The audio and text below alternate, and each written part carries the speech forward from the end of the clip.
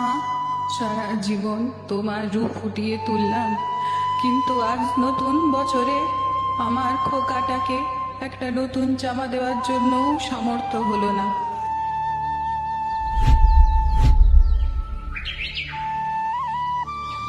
দিদি, কিছু একটা করো না এটা জামাটার জন্য। আগে দেখ তো গনু, কি করছি আমি? এত অধৈর্য হলে হয়? বাড়িতে কেউ আছেন?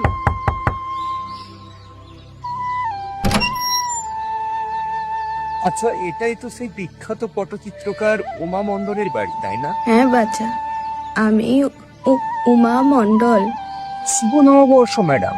আসলে আমরা আমাদের শপিং মলে চৈত্র সেল লাগিয়েছি, আর ওই শপিং মলটি সাজানোর জন্য আমাদের কিছু 50 পিস মতন পটচিত্র লাগবে।